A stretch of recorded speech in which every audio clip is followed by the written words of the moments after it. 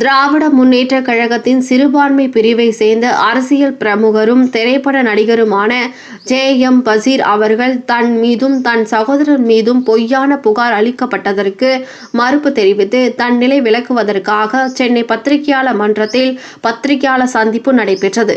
இதுகுறித்து ஜே.எம். பஷீர் அவர்கள் செய்தியாளர்களிடம் கூறுகையில், கடந்த கொரோனா காலகட்டத்தில் என்னுடைய தம்பி நசீர் அவர்களும் சுந்தரமூர்த்தி என்பவரும் இணைந்து கொரோனா தடுப்பு உபகரணங்கள் செய்யும் தொழில் செய்து வந்தனர்.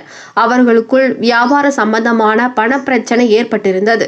இவர்கள் இருவருக்கும் இடையிலான பணப்பிரச்சனைக்கு எனக்கும் எந்தவித சம்பந்தமும் இல்லை. இந்த நிலையில் கடந்த வருடம் என் வாகன ஓட்டுநர் முருகராஜ் அவர்களை என் தம்பி எங்கே என்று கேட்டு சுந்தரமூர்த்தி அவர்களும் அவர் கூட்டாளிகளும் தகராறு செய்தனர்.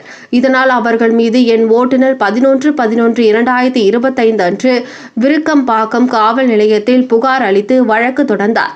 அந்த நிலையில் அவர்கள் என் ஓட்டுநரிடம் மன்னிப்பு கேட்டதின் பெயரில் அவர் வழக்கை திரும்ப பெற்றார். மேலும் இந்த பண பிரச்சனைக்காக என் தம்பியையும் சுந்தரராஜ் அவர்களையும் கடந்த 4ஆம் தேதி மதுரவாயல் காவல் நிலையத்தில் அழைக்கப்பட்டு துணை காவல் ஆணையர் முன்னிலையில் பேச்சுவார்த்தை நடைபெற்று பிரச்சனை சுமூகமாக முடிக்கப்பட்டிருந்தது.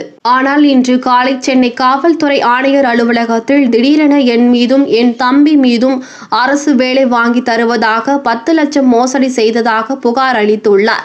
இது அறிந்து என் மனம் மிகுந்த வேதனைக்கு உள்ளாகியது.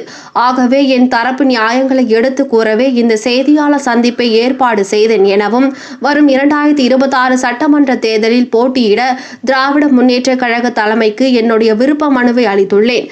இந்த நிலையில் என்னுடைய அரசியல் வளர்ச்சியை தடுக்கும் நோக்கத்துடன் என் பெயரை களங்கப்படுத்தவே இந்த பொய் புகார் அளிக்கப்பட்டுள்ளது எனவும், இதற்கு எதிராக சட்ட ரீதியாக சுந்தரமூர்த்தி மீது மான நஷ்ட ஈடு வழக்கு தொடுத்து என் மீது உள்ள கலக்கத்தை துடைத்தெறிந்து காட்டுவேன் என கூறினார்.